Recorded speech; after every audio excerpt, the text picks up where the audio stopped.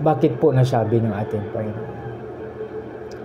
So, dito po kasi mga kaibigan, dito sa Matthew 5:44, pag halimbawa tayo may kaaway tapos hindi natin patawarin, tayo ang apektado.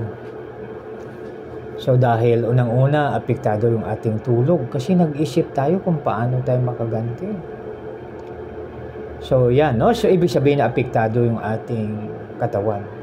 Pati yung ating digestive system ay magkaroon ng problema. So hindi siya magiging normal. Kaya dapat, no? So patawad ka agad. Ibig sabihin mag-usap, no? Kasi habulin natin ang kapayapaan, no? Pag halimbawa may alitan, no? O sabihin mo, kapatid, pasensya na po kayo dahil ganito, ganyan, no? Kagabi medyo pagod ako, kaya nakapagsalita ako ng hindi maganda, kaya patawarin niyo po ako. So yan, makaibigan, lalong-lalo na yung mag-asawa, no? So sa mag-asawa, dahil ang relasyon ay binding kasi may kasal yan. Kasi pag mayroong napirmahan na yung marriage contract, ito ay hindi na mababago. Maliban na lang pag mag-file yung isa ng annulment of marriage, no? So mag-file. So ibig sabihin matagal na proseso. Kaya pag napirmahan na, ito ay hindi na mababawi. Ibig sabihin may visa na, no? So kaya yan mga kaibigan. So dito sa Matthew 5:44, pag halimbawa na pinatawad natin ang ating kaaway, tayo ay unang-unang makikinabang. So bakit po? Kasi i-bless tayo ni Lord.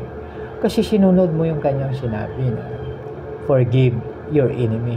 Yeah, di ba? So napagaganda, di ba? Kaya ano ba ang pakinabang natin pag hindi tayo mag-forgive? So magkaroon tayo yan ng someday, magkaroon tayo ng sakit, no? Ay, i-share ko po ulit yung na-share ko na noon na mayroon pong isang tao, no? Ngayon, nagpa-check up siya sa heart center dito sa Quezon City. Nung kanyang pagpa-check up, na-find out na may sakit siya sa puso. At recommendation ng doktor, operahan, no? Ganito ang magastos, ganyan. No? Subalit, mga kaibigan, yung nakausap niya yung isang tao na reveal niya, na testify niya na mayroon pala siyang sama ng loob, galit sa isang tao. Alam niyo ba na during that time, mga kaibigan, na-relieve siya, no? Dahil mayroong nag-guide sa kanya, mayroong nag-advise sa kanya na ganito, kapatid, patawarin mo na yan. Kasi apektado yung katawan mo, biro mo, yung puso apektado dahil sa hindi pagpapatawad. Kaya mga kaibigan, pag sinaktan man tayo ng ating kapwa, inaway tayo, mag-usap po at saka magpatawaran. So dahil pag yan ang ating gagawin, napakabuti at napagaganda para sa atin. Dahil unang-una tayo ang magkaroon ng pakinabang. Di ba napakaganda pag may pakinabang tayo? Kaya napakahirap na mga kaibigan. Kaya sikapin natin na tayo makaibigan ay magpatawad ka agad, no? Pag may kaaway, unang-una, mahalin, no? Love your enemy. Kaya pag i-apply natin sa family, so nang una pa lang sa mag-asawa, pag mag-away, isettle ka agad ang problema. Diba sabihin na, mami at daddy ang tao, sabihin niya, mami, I'm sorry, nagkasala po ako. Tapos si mami naman, pag magkasala, sabi niya, daddy, I'm sorry, nagkasala po ako. Tapos magpatawaran.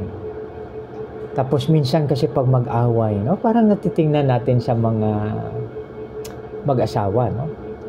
So pag halimbawa tapos ng away, parang lalo sila nag-close, no? Kasi nagpatawaran ako. Kaya napakaganda, di ba? Napakaganda pag yun ang gagawin natin. No? So, instead na sila ay hindi masyadong close sa isa't isa, pagkatapos ng away, naging close sa isa't isa. So, ibig sabihin na all things work together for good, no? Ibig sabihin na lahat na pangyayari, akala natin masama, subalit ito pala ay mabuti.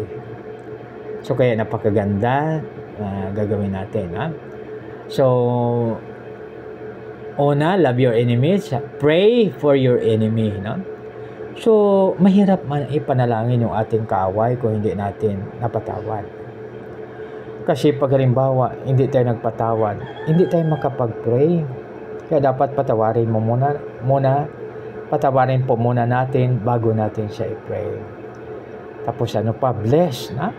So, ibig sabihin, pag i-bless natin yung ating kaaway, pag halimbawa, nangangailangan siya, tulungan po natin. Wala siyang pagkain, bibigyan po natin. Wala siyang inumin, bigyan po natin. Wala siyang damit, bibigyan po natin. So, yan po na i-bless natin. Di ba napakaganda?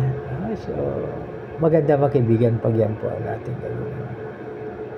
So, yan, Tapos, i-bless natin. Tapos, pang-apat, do good to your enemy. So, gawan natin ng mabuti. Halimbawa, Halimbawa lang kasi nakita natin sa mga sittings ito sa probinsya. No? Sa halimbawa, linipat ng iyong kapitbahay ang muhon.